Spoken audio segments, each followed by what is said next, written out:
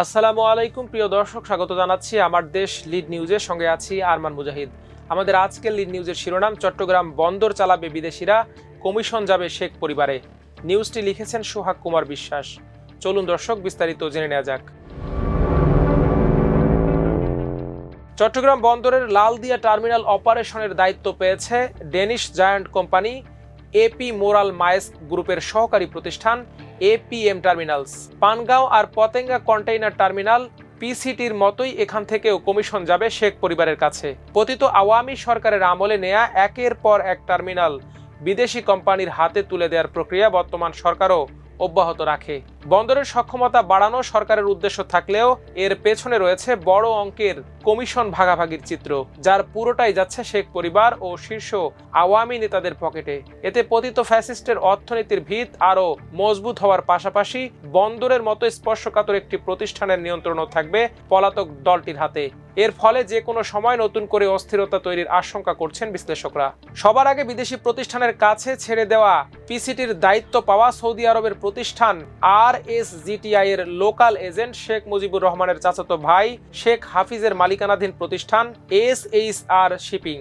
আর সম্প্রতি চুক্তিবদ্ধ হওয়া পানগাঁও কন্টেইনার টার্মিনাল পরিচালনার দায়িত্ব পাওয়া সুইজারল্যান্ডের প্রতিষ্ঠান মেডলগের ব্যবসায়িক অংশীদার সাবের হোসেন চৌধুরীর মালিকানাধীন প্রতিষ্ঠান মেডিটেরিয়াল শিপিং কোম্পানি। নির্মাণাধীন লালদিয়ার চর কন্টেইনার টার্মিনালের বাংলাদেশি অংশীদার QNS কন্টেইনার সার্ভিসের মালিক শেখ হাসিনার ফুফাতো বোনের স্বামী নুরুল কায়ুম খান। চট্টগ্রাম বন্দরের সবচেয়ে আধুনিক কন্টেইনার টার্মিনাল এনসিটির দায়িত্ব নিতে আগ্রহী গ্লোবাল টার্মিনাল অপারেটর ডিপি ওয়ার্ল্ডের লোকাল এজেন্ট সাবের হোসেন চৌধুরীর মালিকানাধীন HR শিপিং।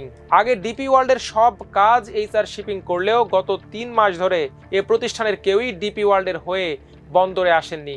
এর মধ্যে ডিপি ওয়ার্ল্ড তার লোকাল এজেন্ট পরিবর্তন করেছে এমন কোনো তথ্য বন্দরের কাছে নেই। সূত্র জানিয়েছে ডিপি ওয়ার্ল্ডের সঙ্গে সম্ভাব্য চুক্তি নিয়ে জটিলতা তৈরি হয়েছে, যা আদালত পর্যন্ত গড়িয়েছে। নতুন ইস্যু এড়াতে সাবেরের প্রতিষ্ঠান আপাতত সামনে আসছে না। বন্দর সূত্র জানায়, গত 17 নভেম্বর রাজধানীর ইন্টারকন্টিনেন্টাল হোটেলে আয়োজিত জমকালো অনুষ্ঠানের মাধ্যমে চট্টগ্রাম বন্দরের নতুন টার্মিনাল লালদিয়ার চর ও ঢাকার কেরানীগঞ্জের পানগাঁও কন্টেইনার টার্মিনাল পরিচালনার জন্য দুটি বিদেশি কোম্পানির সঙ্গে চুক্তিবদ্ধ হয় চট্টগ্রাম বন্দর কর্তৃপক্ষ। সরকারের শীর্ষ মহলের উপস্থিতিতে অনুষ্ঠিত এই চুক্তি অনুযায়ী আগামী 22 বছরের জন্য পানগাঁও টার্মিনালের দায়িত্ব দেওয়া হয় সুইজারল্যান্ডের প্রতিষ্ঠান মেডলককে, আর 30 বছরের জন্য লালদিয়ার চর টার্মিনালের দায়িত্ব পেয়েছে ডেনমার্কের প্রতিষ্ঠান এপি মোলার মায়েস্ক গ্রুপের সহযোগী প্রতিষ্ঠান এপিএম টার্মিনালস। বাংলাদেশের পক্ষে চুক্তিতে স্বাক্ষর করেন চট্টগ্রাম বন্দরের chairman rear admiral SM Moniruzzaman. বিদেশি দুটি প্রতিষ্ঠানের পক্ষে স্বাক্ষর করেন মেডলক বাংলাদেশের ব্যবস্থাপনা পরিচালক ATM আনিসুল মিল্লাত এবং এপিএম টার্মিনালসের ভাইস প্রেসিডেন্ট মার্টেইল ভ্যান ডঙ্গেন। অনুসন্ধানে জানা যায়, বিদেশি কোম্পানিগুলোর আড়ালে এ ব্যবসা নিয়ন্ত্রণ করবে আওয়ামী পরিবারের প্রতিষ্ঠানগুলোই।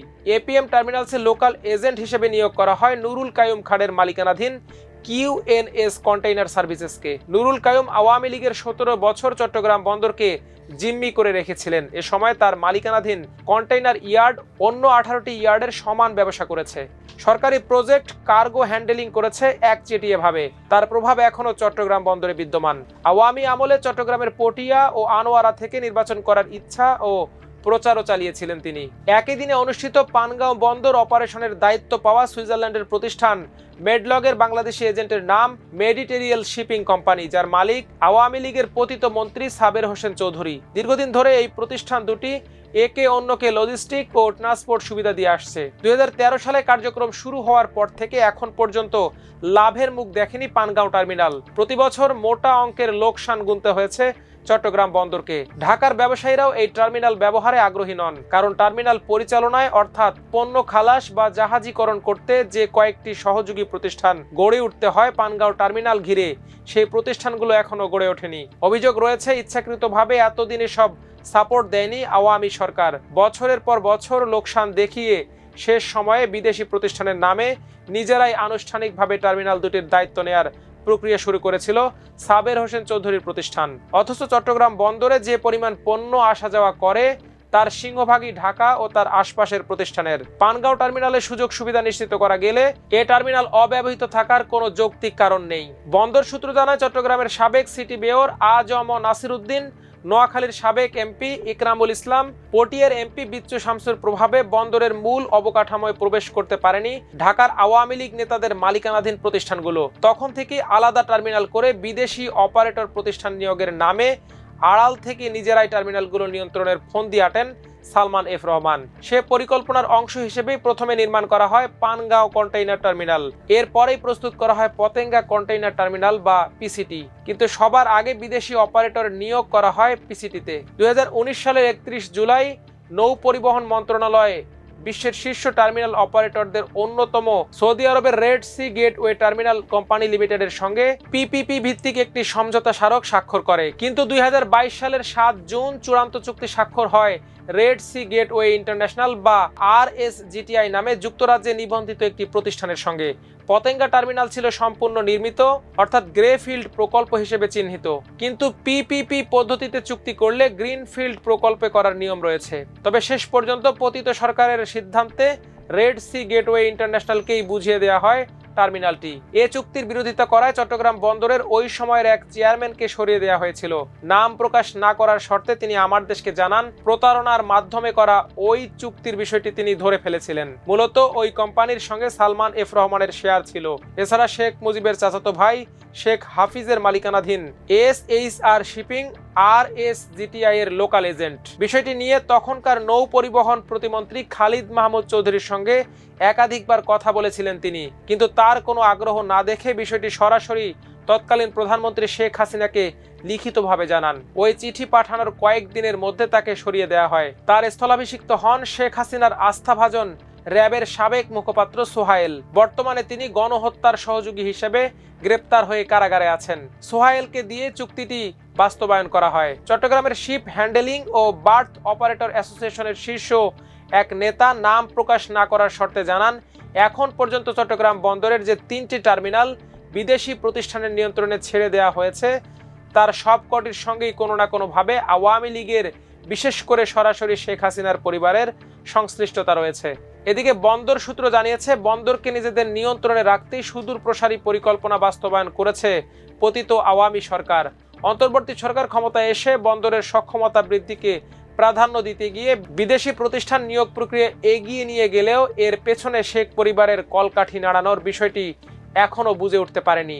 তিনি মন্তব্য করেন, টার্মিনালগুলোর দায়িত্বে বিদেশি অপারেটর প্রতিষ্ঠান থাকলেও তার থেকে শেখ পরিবারের কানেকশন বিচ্ছিন্ন করতে না পারলে বন্দরের মতো স্পর্শকাতর প্রতিষ্ঠানের নিয়ন্ত্রণ থাকবে পতিত ফ্যাসিস্টদের হাতে।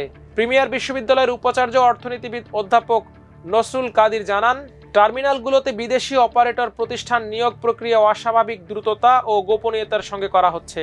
এসব উদ্যোগ কিন্তু পতিত সরকারই নিয়েছিল। এই সরকার এসে সেই ধারাবাহিকতা রক্ষা করেছে। উচিত ছিল সবকিছু জনগণের সামনে খোলাসা করা, কিন্তু তা করা হয়নি। এর ওপর প্রতিটি টার্মিনালের সঙ্গে শেখ পরিবার বা আওয়ামী লীগ পরিবারের যে যোগসূত্র সামনে আসতে শুরু করেছে, এটা সাধারণ মানুষের মনে আরও বিরূপ ধারণা তৈরি করতে পারে। একই সঙ্গে এই ঘটনা সত্য হলে দেশের নিরাপত্তার জন্য ঝুঁকিপূর্ণ হবে। এ ব্যাপারে এপিএম টার্মিনালসের ব্যবসায়িক পার্টনার QNS কন্টেইনার সার্ভিসেসের ব্যবস্থাপনা পরিচালক নুরুল কায়ুম চৌধুরী জানান, শেখ পরিবারের সঙ্গে তার কোনো সম্পর্ক নেই। খালেদা জিয়া প্রধানমন্ত্রী থাকা অবস্থায় তিনি চট্টগ্রাম চেম্বার সহ বন্দর কেন্দ্রিক একাধিক ব্যবসায়িক সংগঠনের নেতৃত্ব দিয়েছেন, যা শেখ হাসিনা এমনকি ডক্টর ইউনূসের আমলে অব্যাহত রয়েছে। সবার সঙ্গেই তিনি ঘনিষ্ঠভাবে কাজ করেছেন। শেখ হাসিনার আমলে বাড়তি কোনো সুবিধা তিনি বা তার প্রতিষ্ঠান নেয়নি। G2G পদ্ধতিতে ডেনমার্ক আর বাংলাদেশ সরকার তাদের ব্যবসায়িক প্রোফাইল দেখেই এপিএম টার্মিনালসের পার্টনার হিসেবে নির্ধারণ করেছে। আওয়ামী লীগের আমলে নির্বাচনের চেষ্টা করেছিলেন জানা গেলেও তার দাবি তিনি কখনো রাজনীতিতে আগ্রহী ছিলেন না। অন্য দুই লোকাল এজেন্ট কোম্পানির মালিক সাবের হোসেন চৌধুরী ও শেখ হাফিজের বক্তব্য জানতে যোগাযোগ করার চেষ্টা করেও সম্ভব হয়নি। চট্টগ্রাম বন্দরের সচিব ওমর ফারুক জানান, টেন্ডারের মাধ্যমে স্বচ্ছ প্রক্রিয়ায় অপারেটরের নিয়োগ হয়েছে। এটা সরকারের নীতি নির্ধারণী পর্যায় থেকেই হ্যান্ডেলিং করা হয়েছে। সব অপারেটর প্রতিষ্ঠানে আন্তর্জাতিকভাবে স্বীকৃত ও স্বনামধন্য প্রতিষ্ঠান, তবে তাদের সঙ্গে দেশীয় কোনো প্রতিষ্ঠানের লিঙ্ক আছে সেটা তিনি জানেন না। বন্দর কর্তৃপক্ষের এটা জানার বিষয়ও নয়। লোকাল এজেন্ট টার্মিনাল নিয়ন্ত্রণ করার মতো অত প্রভাবশালীও হয় না। সাধারণত তারা প্রিন্সিপাল প্রতিষ্ঠানের হয়ে কিছু দাপ্তরিক কাজ করে থাকে, বিনিময়ে চুক্তি অনুযায়ী কিছু সার্ভিস চার্জ পায়, এর বেশি কিছু নয়। দর্শক, আজ এ পর্যন্তই। সবাই ভালো থাকুন, সুস্থ থাকুন, থাকুন আমার দেশের সঙ্গে। আল্লাহ হাফেজ।